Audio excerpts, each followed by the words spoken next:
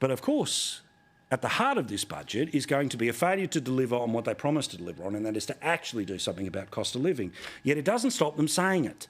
In all of the pre-hype interviews, many of which took place on all the different types of TV stations' Sunday news shows, there's definitely going to be help when it comes to cost of living. Cost of living really is the biggest priority in the budget. We know that you're under the pump, we know you're under pressure, and we're trying to help where we can in the most responsible way. You know, we've done this for months, we've done it for years. We know that that's not true.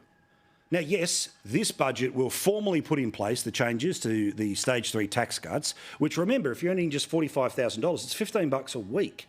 And even the best spin that everyone can put on the numbers, if this moves this way and this moves that way, it's going to be what? $39 a week in extra help. Now, that extra help is, of course, not money that the government produces. They just turn around and say things like, you'll be able to keep $39 a week. Now, yes, when you add it all up together, you can push it as close to $2,000 as you want, but that's not how the system works. Of course, when you pay your tax, you pay it weekly, fortnightly, monthly, whatever your pay cycle is. So you're not going to notice that change. But I've got to say, well done to one group in the media who didn't just let Jim Chalmers get away with just the sales job, the look at me, I'm so good, I'm the guy next door, I could be your future Prime Minister, all of that rubbish. And it was SBS. Now, SBS actually did a report a couple of days ago about just how many people are struggling in the Queensland town of Gladstone, that, of course, we've done our town in not that long ago. And Anna Henderson, who works for SBS, decided to play to the Treasurer some of the things that had been in that report.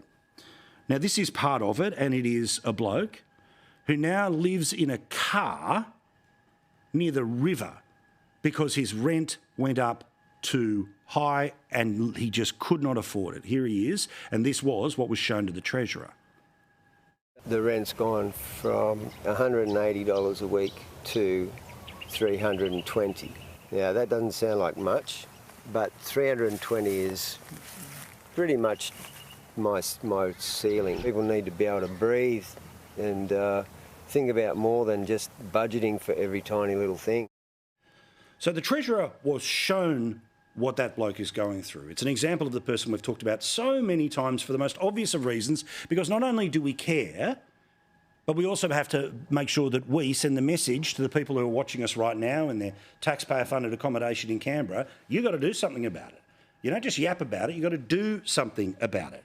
Now, the Treasurer's response to that piece of footage was, of course, to point to the billions of dollars which will go into social housing over the next 10 years. But that bloke's living by a river tonight.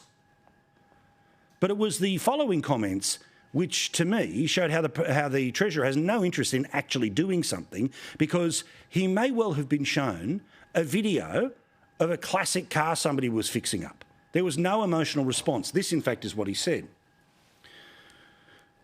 We would need to always do better, and we can do better. There will be billions of dollars in relief and assistance for people who are under the pump, in addition to a tax cut for every taxpayer. That's it. Just sell.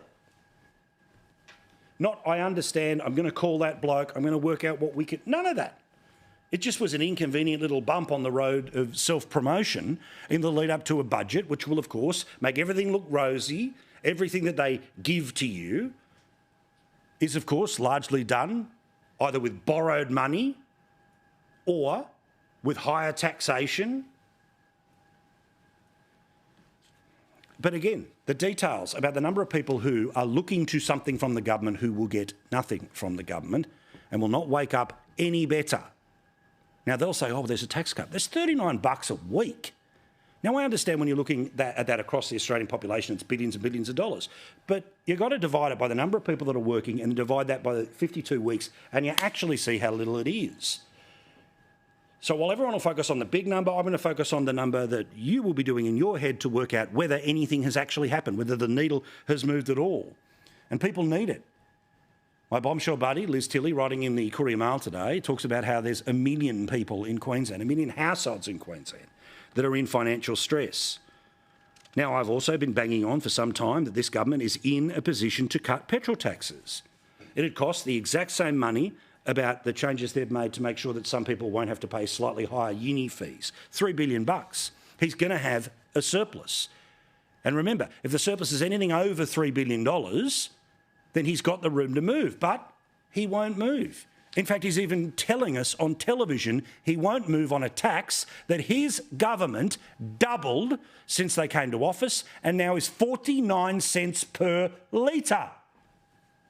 You know, we think there are other ways to provide that cost of living help, and we've got $107 billion in tax cuts flowing in the coming years from July already, and that will provide that average tax cut of $36 a week in addition to the other cost of living help that we are providing. No. Honestly, think about the bloke living by the river right now. The bloke living by the river in his car. If he uses his car, he needs to pay for it with petrol. The family that are dropping their kids off at childcare. The bloke who's driving the van. The woman who is going from job to job to job as a hairdresser, they all use their cars. This is an opportunity to lessen the pressure. But for some pig-headed reason, they won't do it. And perhaps it's because it is the source of revenue to them. It's billions of dollars of revenue to them. And if you're actually honest about the upcoming budget and its apparent surplus, you can bring it down to petrol taxes, alcohol taxes, cigarette taxes. All of that takes you way past $20 billion in revenue. So without that, we would be in deficit, which is why he won't cut it. So despite the fact that they'll bang on about it and talk all the time constantly about the cost of living and the focus of it and the reason why, the reality is they could pull a lever, but they choose not to because it helps them have a budget surplus, which gives them the opportunity to go to an election and say, how good are we? Interesting poll today has found that 77% of voters don't think that the federal budget will deliver on cost of living at all. So they want to have it both ways. They want to talk it up like they're doing it, because I'm the guy next door and the flowers and the family and all that stuff. But when he's actually in a position to do something that would help the person who's living in their car or the guy who's homeless and sleeps in his car by the river, he won't do it. Because they need the gold star of a surplus rather than actually doing anything to help people like that bloke. Extraordinary.